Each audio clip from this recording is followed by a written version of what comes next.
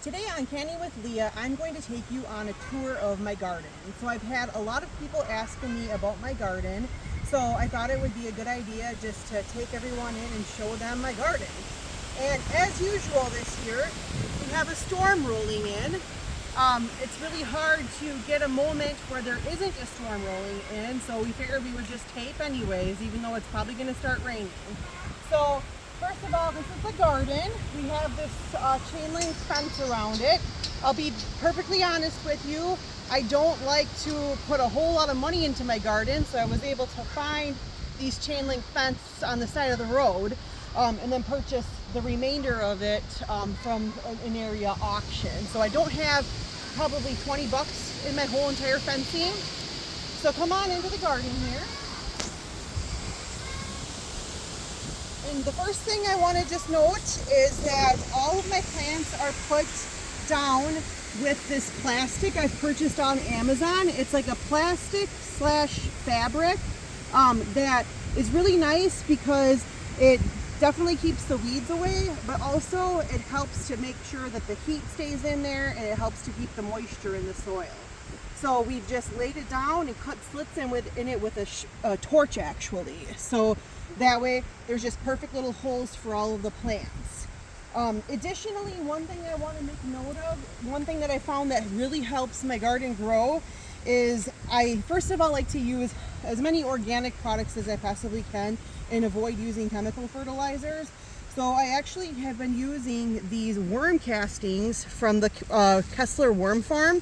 It's south of Neilsville on Grand Avenue. And they work amazingly. First of all, when we started building up our garden, we put a whole ton of them on it. And then now whenever I plant, I always just like lay down a row of them where my seeds are gonna go. And then I put the seeds down and then I put the dirt over top. And then throughout the year, I go ahead and I just add the worm castings to the soil around my plants. And it's just a really nice organic fertilizer.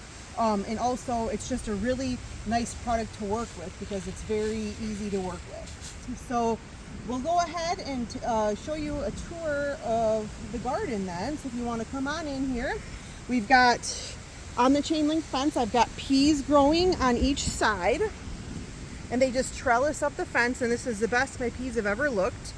Then in this area, I've got my greens. I've got some lettuce down here. If you want to back up, kids, I've got dill.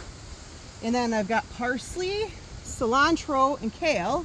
And then kids, if you want to go show everyone how tall this corn has gotten, I feel kind of bad this year because I know it's kind of a bad year for corn crops, but my sweet corn is doing phenomenally so far. It's like so my height. yes, it's taller than my daughter right now. So it seems to be doing really well this year. So, and actually this is our first year doing that. Then down here we've got some peppers, jalapenos, we've got onions, some random sunflowers that grew, kohlrabi, and then some zucchini and squash further down, green onions, carrots, tomatoes, and then there's some celery down there. And this year we're trying something different because I got really sick of tomato cages falling over. So we're doing some little fence posts with clothesline and hoping that that'll be a little bit more sturdy of an option for the tomatoes to grow on, and so far it seems to be doing well. Now on the far end here, I have cucumbers growing. I have them trellising again up the fence just like the peas are. I've got the pickling ones and the slicers there, and of course it has to be starting to rain now. We've got carrots and then some more peppers here, just a mixture of jalapenos and green peppers. Then we've got broccoli, some cauliflower. If you want to come down here, I've got a nice set of cauliflower started. So that's right here.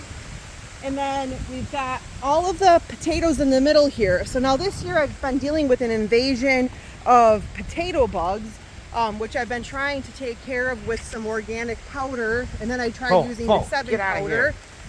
But some of them are doing pretty good at the end, but on this end they're not doing so well.